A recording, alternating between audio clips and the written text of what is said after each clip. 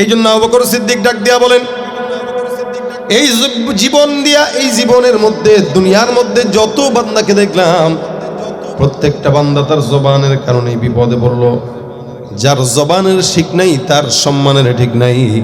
এই কারণে নবী করিম সাল্লাল্লাহু আলাইহি ওয়াসাল্লাম অন্য হাদিসের মধ্যে বর্ণনা করেন, নবী বলেন, তুমি তোমার দুইটা জিনিসের গ্যারান্টি দাও, আমি আল্লাহর নবী তোমাকে জান্নাতের গ্যারান্টি দিয়ে দিব। সুবহানাল্লাহ। আল্লাহর নবী ডাক দিয়া বলেন, এক নম্বরে তুমি আমাকে গ্যারান্টি দাও, তোমার দুই রানের মাঝখানে যেই লজ্জাস্থান আছে লজ্জাস্থানের গ্যারান্টি তুমি আমাকে দিবা।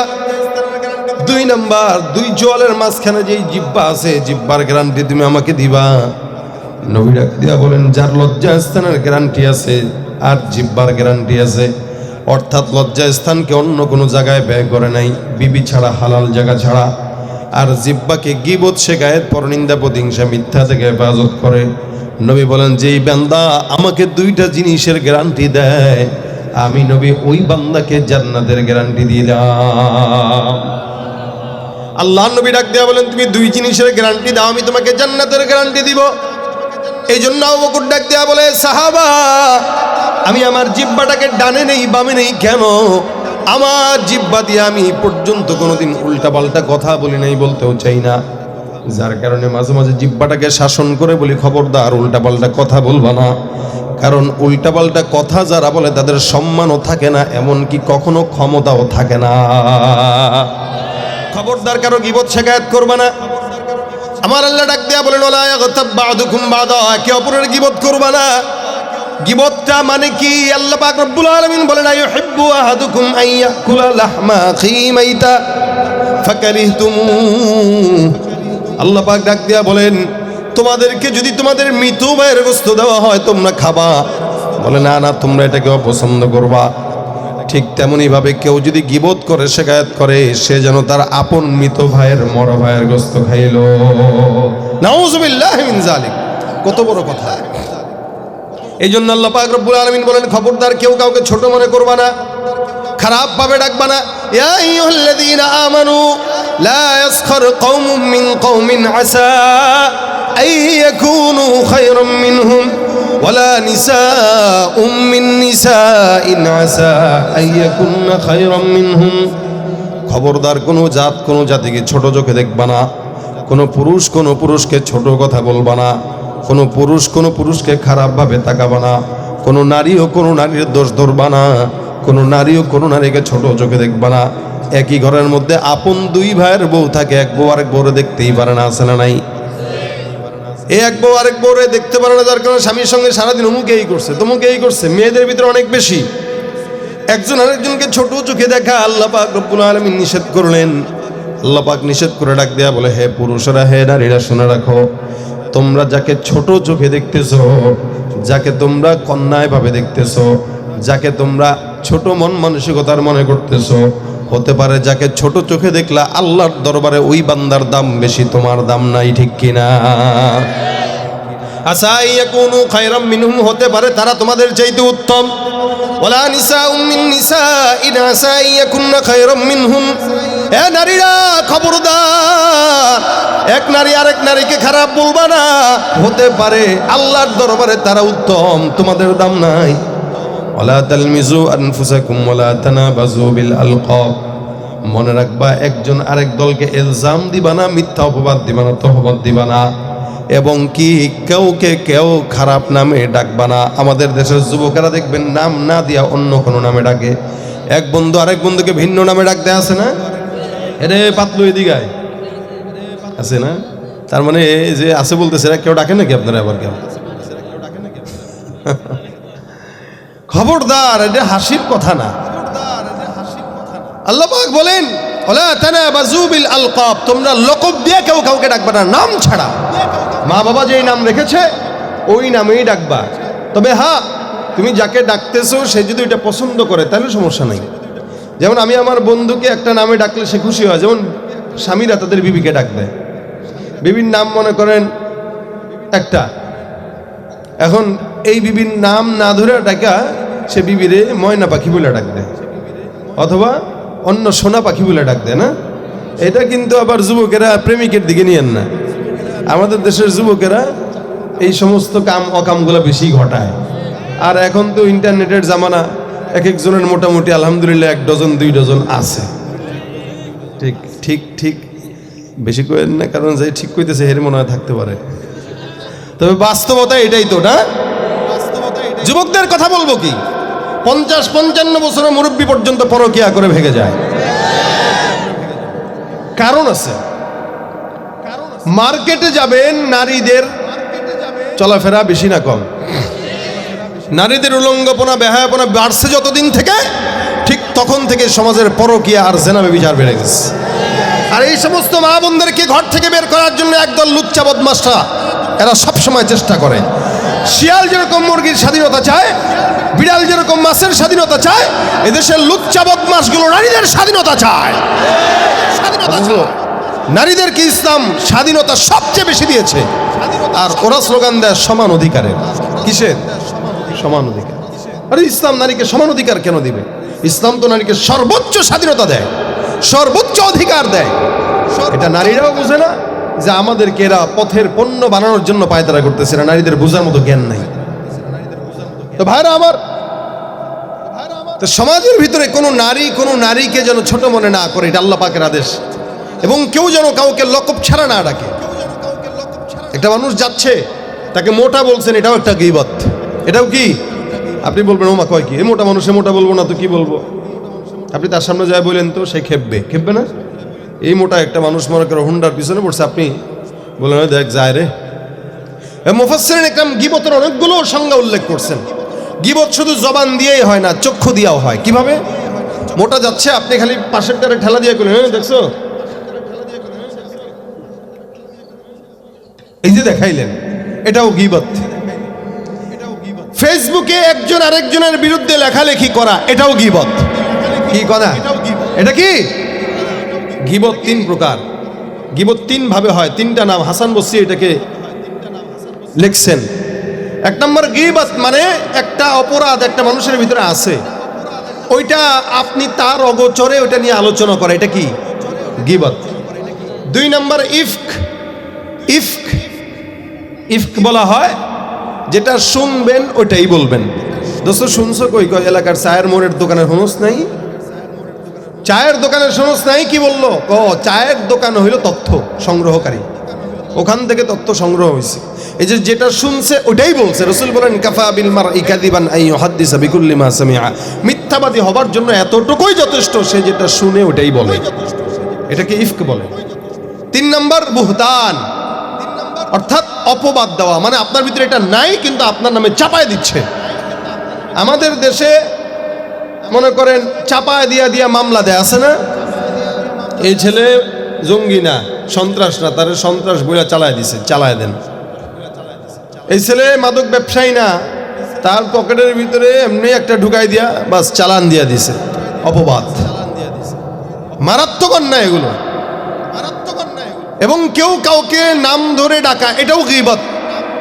সুতরাং আম্মা জান আয়েশা রাদিয়াল্লাহু তাআলা থেকে একটা হাদিস বর্ণিত আছে, শুনেন। হযরত রাসূল সাল্লাল্লাহু আলাইহি ওয়াসাল্লামের একজন বিবি ছিলেন, নাম সাফিয়া। আম্মা জান আয়েশা একবার ঘরে ঢুকছেন, সাফিয়াও ঘরে ঢুকছেন, দুজন বিবি, তার মানে সতীন। কি সতীন? এবার সতীন দেখতে পারে না। যদিও রাসূল সাল্লাল্লাহু আলাইহি ওয়াসাল্লামের বিবিদের ব্যাপারে এগুলো ছিল না, কিন্তু তারা প্রতিযোগিতা লাগতো, ভালোবাসার প্রতিযোগিতা লাগতো। তো আম্মা জান আয়েশা রাদিয়াল্লাহু তাআলা আনহা তারে দেখে বলতেছেন, ইয়া রাসূলুল্লাহ সাফিয়াতু হাকাযা হাকাযা। সাফিয়া রাদিয়াল্লাহু তাআলা একটু মোটা ছিলেন দেখতে। আম্মা জান আয়েশা কয়, সাফিয়া তো এরকম মোটা। নবী আমার ডাক দিয়া বলে, হে আয়েশা, তুমি সাফিয়ার অগোচরের সাফিয়াকে মোটা বললা, তুমি কি জানো তোমার এই গুনাহটা কত মারাত্মক গুনাহ? তোমার এই কথার গন্ধ যদি সমুদ্রের পানির মধ্যে নিক্ষেপ করা হতো, সমুদ্রের পানি দুর্গন্ধ হয়ে যেত, তোমার কথার দুর্গন্ধ কোনোদিন শেষ হতো না।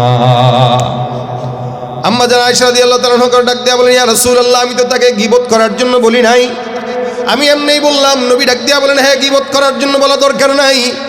একটা মানুষের কোনো খারাপ দিক নিয়ে তার অগোচরে বর্ণনা করাটার নাম হলো গীবত।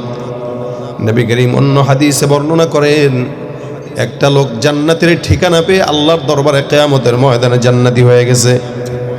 আমার আল্লাহ ডাক দিয়া বলে, বান্দা যাও, জান্নাতের সার্টিফিকেট দিলাম, ঢুকে জান্নাতে ঢুকে যাও। ইমানদার বান্দা জান্নাতের কাঠ নিয়ে জান্নাতে ঢুকবে। ঢুকতে যাবে এমন সময় পিছন থেকে একজন বান্দা ওই আল্লাহর বান্দার কাছে এসে ডাক দিয়া বলবে, ভাই আমি তোমার কাছে একটু পাওনাদার আছি, তোমার কাছে আমার কিছু পাওনা আছে।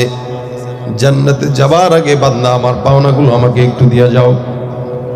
নিশ্চিত যেই বান্দা জান্নাতি হবে ওই বান্দা বলবে, আল্লাহ আমি তো জান্নাতে ঢুকেই যাচ্ছিলাম, মালিক এই বান্দা আবার কি চায়? দুইজন বান্দার মাঝখানে কথা হবে। বান্দা ডাক দেয়া কবে, ভাই তোমার তো জান্নাতের ঠিকানা হয়ে গেছে, তুমি জান্নাতে দৌড় দিতেছো, আমি তো 20টা নেকির জন্য জান্নাতে যেতে পারতেছি না, আটকায় গেছি। সুতরাং তুমি আমাকে 20টা নেকি দাও, আমি জান্নাতে যেতে চাই।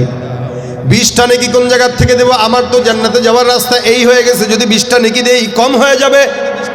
ওই 20টা নেকির কারণে আল্লাহর কাছে বান্দা বলবে, মালিক আমার কাছে তো নেকি নাই, যেটা আছে এটা দিয়ে তো জান্নাতে যাচ্ছি। আল্লাহ এই বান্দাটা আমার কাছে নেকি চায়। আল্লাহ কেন চায় আমি জানি না। বান্দা ডাক দেয়া কবে, তুমি জানো না এলাকার মধ্যে আমার নামে গীবত করে করে মানুষের কাছে আমার সম্মান নষ্ট করেছ। যেদিন আমার সম্মান নষ্ট করলে আমি সবর করলাম, দুনিয়ার কোনো মানুষকে বলি নাই, আল্লাহকে বলছি, মালিক এই সবরের বিনিময়ে তুমি আমাকে জান্নাতের নিয়ামতগুলা দিও। আজকে তুমি জান্নাতি হয়ে গেছো, আমার তো 20টা নেকির কারণে আমি জান্নাতে যেতে পারতেছি না। যতক্ষণ পর্যন্ত 20টা নেকি না দিবা ততক্ষণ আমি তোমাকে মাফ করব না। এই নিশ্চিত জান্নাতি বান্দা ডাক দেয়া বলবে, আল্লাহ আমাকে তো জান্নাতের মেহমান বানায় দিয়েছো, মালিক এই বিষয়টা সমাধান করে দাও। আমার আল্লাহ ডাক দেয়া বলবে, হে ইমানদার মুমিন, সব কিছু ক্ষমা করে আমি আল্লাহ তোমাকে জান্নাতের সার্টিফিকেট দিয়া দিলাম, তুমি জান্নাতে ঢুকবা। কিন্তু তোমার কাছ থেকে একজন মানুষ 20টা নেকি পাও না, গীবতের কারণে, তার হক নষ্ট করার কারণে আমি আল্লাহ আমার সমস্ত হক তোমাকে মাফ করলাম। এই বান্দা যতক্ষণ তার হক মাফ না করবে ততক্ষণ তুমি জান্নাতে ঢুকতে পারবা না। এবার ওই নিশ্চিত জান্নাতি বান্দা তার 20টা নেকি এই বান্দাকে দিয়ে দিবে। এখন এই বান্দা হাসতে হাসতে হাসতে হাসতে আল্লাহর জান্নাত, আর যেই বান্দার কাছে ছিল জান্নাত, ওই বান্দাটা 20টা নেকি কম থাকার কারণে সোজাসুজি জাহান্নামে ঢুকে যাবে। নবী করিম সাল্লাল্লাহু আলাইহি সাল্লাম ডাক দিয়া বলে, কারণ ওইটা ছিল বান্দার হক। যতক্ষণ বান্দা ক্ষমা না করবে আল্লাহ পাক বান্দাকে মাফ করবে না। কিয়ামতের ময়দানে অসংখ্য ইমানদার মুমিন বান্দা শুধুমাত্র গীবত করার কারণে গুনাহ নিয়ে নিয়ে এক একজন জাহান্নামে ঢুকবে, আর যাদের গীবত করবে এরা তাদের নেক নিয়ে আল্লাহর জান্নাতে ঢুকে যাবে। সুবহানাল্লাহ। এ ভাইরা আমার, এটা মারাত্মক গুনাহ, মারাত্মক অন্যায়। এই কারণে খুব বুঝবেন, জমিনের মধ্যে যত বান্দারা আমরা আছি প্রত্যেকটা ইমানদার বান্দার জন্য আমাদের উচিত, আল্লাহ পাক রব্বুল আলামিনের তরফ থেকে এই আয়াতগুলো আমাদের জন্য শিক্ষা।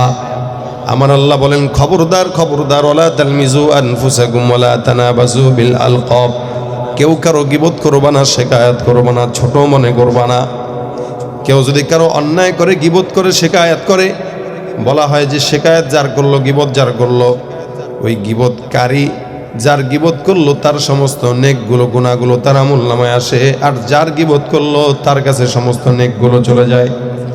আপনি আপনার শত্রুর গীবত করলেন, আপনি আপনার শত্রুকে কোনোদিন কেউ যদি বলে, ভাই আপনি কি তাকে চান জান্নাতে দিবেন, বলবেন না না জান্নাতেও যাবে, এত সোজা। আপনি তো জান্নাতের গন্ধ সে শুনুক এটা চান না, এটা আপনার শত্রু। কিন্তু আপনি গোপনে গোপনে একদিকে নামাজ আদায় করেন, আরেকদিকে গীবত করে নামাজের সমস্ত গুনাহগুলো আপনি নষ্ট করে দেন। দান সৎকা করেন, গীবত করে দানের গুনাহগুলো নষ্ট করে দেন। উই পোকা যেরকম মানুষের সম্পদ নষ্ট করে, গীবত নামক ব্যাধিটাও ইমানদারের ইমানকে এমনি নষ্ট করে দেয়। এই জন্য ভাইরা আমার, প্রতিনিয়ত আমাদের গীবতের গুনাহ হয়। একদিকে নামাজ, একদিকে গীবত, একদিকে হজ। আমি এমন লোককেও দেখেছি যারা আল্লাহর ঘর হজে তাওয়াফ করতেছে, সাফা মারওয়া সাই করছে, ওদিক দিয়ে গীবত করতেছে, তার খবরও নাই যে একদিকে নেক আরেকদিকে গুনাহগুলা, নেকগুলো চলে যাচ্ছে আরেকজনের কাঁধে। এজন্য আমি বলি, গীবত যদি করতে হয় নিজের মা বাবার গীবত করেন। করবেন নি আপনারা মা বাবার গীবত? কথা কয় না, করবেন কেউ? না, করবেন না, কেউ করবেন না। কারণ মানুষ মাকে ভালোবাসে, বাবাকে ভালোবাসে। এই জায়গাটায় কেউ কার মা বাবার গীবত করে না। কিন্তু আমি বলবো আপনি মা বাবার গীবতই করবেন। এই কারণেই করবেন, আপনার তো গীবতের অভ্যাস। অন্তত আপনার মা বাবার নামে আপনি গীবত করার কারণে আপনার মা বাবার গুনাহগুলো আপনার কাছে আসবে, আপনার নেকিগুলো মা বাবার কাছে যাবে। তো আপনার নেকি আপনার মা বাবার কাছে যদি যায়, তো ঘরের নেকি ঘরেই থাকলো, মা বাবা জান্নাতে গেল। কি বলেন? কথা বুঝেন না আপনারা? অযথা কক্সবাজার থাকে যে লোক, এই লোকটা জান্নাতে পাঠায় লাভ কি? দূরের শত্রুকে জান্নাতে পাঠায় লাভ কি? নিজের মা বাবারা জান্নাতে পাঠান, তাদের হক আছে, তা আপনাকে জন্ম দিয়েছে, বড় করছে। হ্যাঁ, তাহলে আপনার গুনাহগুলো, আপনার নেকগুলো নিয়ে মা বাবা জান্নাতে গেল, আর তাদের গুনাহগুলো নিয়ে আপনি জাহান্নামে গেলেন। বলতে পারবেন যে যাক, অন্তত মা বাবাটারও জান্নাতে পাঠাইছি। কিন্তু আপনি কিন্তু মা বাবার গীবত করবেন না। সুতরাং আপনি আরেক মুমিন ভাইয়ের গীবত কিভাবে করেন? এখন আসেন, গীবত কারটা করতে পারবেন, কার গীবত করা যায়? গীবত দুই শ্রেণীর গীবত করা, এটা আপনার জন্য আমার জন্য ইমানি দায়িত্ব। যেমন আমি একটু আগে বলছিলাম আব্দুল লতিফ সিদ্দিকী, সে বলছে কি আমি কোনোদিন গুনাহ করি নাই, এ তো শয়তান। ওর ব্যাপারে মানুষকে সতর্ক করা এটা ইমানি দায়িত্ব। দুই ব্যাপারে গীবত করা ইমানি দায়িত্ব। একটা হচ্ছে যদি সামাজিক কোনো ক্ষতি হয়, যার মাধ্যমে সমাজের ক্ষতি হচ্ছে, রাষ্ট্রের ক্ষতি হচ্ছে, দেশে অরাজকতা সৃষ্টি হচ্ছে, ফিতনা ছড়াচ্ছে, এই টাইপের লোকের গীবত না, বরং এই তার ব্যাপারে সতর্ক করা ইমানি দায়িত্ব। দুই প্রকার, এমন কোন লোক যেই লোকের মাধ্যমে দ্বীনের ক্ষতি হয়, দ্বীনের অপব্যাখ্যা করে, সমাজে বেদাত ছড়ায়, গুমরাহি ছড়ায়, এই ভণ্ড হুজুরের ব্যাপারেও মানুষকে সতর্ক করা ইমানি দায়িত্ব।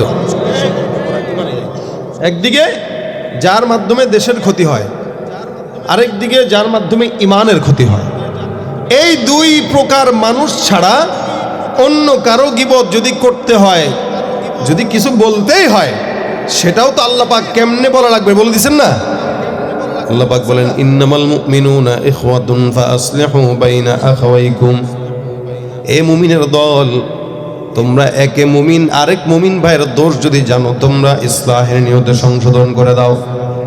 নিজের আপন ভাইয়ের দোষ যখন হয়, কেউ কাউকে বলে না। আপন ভাইয়ের অন্যায় কেউ কারো কাছে প্রকাশ করে না। আমি আমার আপন ভাইয়ের যদি কোনো ভুল থাকে, এটা আমি আমার ভেতরে লুকাইবো, আমার মা বাবাকে বলতে পারি, এর বাইরে বলবো না। আল্লাহ পাক রব্বুল আলামিন বলেন, তোমার কোনো ইমানদার মুসলমান ভাই যদি অন্যায় করে, তুমি তার কাছে যাও, আর দিলের দরদ থেকে তার সঙ্গে তুমি বলো, ভাই তোমার এই কাজটা ভালো না, এই কাজটা তুমি তোমার ভিতর থেকে দূর করে দাও। সংশোধনের নিয়তে বলবা, খবরদার এলাকার মধ্যে ছড়ায় অমুকে খারাপ, তমুকে খারাপ, তারে চিনি হ্যান ত্যান বইলা নিজের ইমান নষ্ট করবা না, আমল নষ্ট করবা না। কারণ নবী বলেছেন, যার জবানের হেফাজত নাই, তার জান্নাতেরও গ্যারান্টি নাই, ঠিক কিনা? এই জন্য মুসলমান ভাইরা আমার, গীবত হুজুরের না কইরা, ইমানদারের না কইরা, যেগুলো চুরি করে, ডাকাতি করে, দান্দাবাজি করে, এগুলোর ব্যাপারে মানুষকে সতর্ক করে।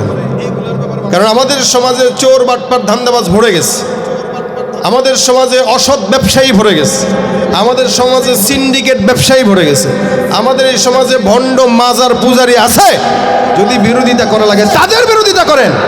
একজন মুমিনের অযথা ভুল ধরে ধরে আপনার আমলনামা নষ্ট করে নিজে জাহান্নামের ঠিকানায় না যে, বরঞ্চ তাকে যদি কারো ভুল থাকে তাকে সুন্দরভাবে বলে বুঝায়া এরপরে তাকে সাবধান করেন।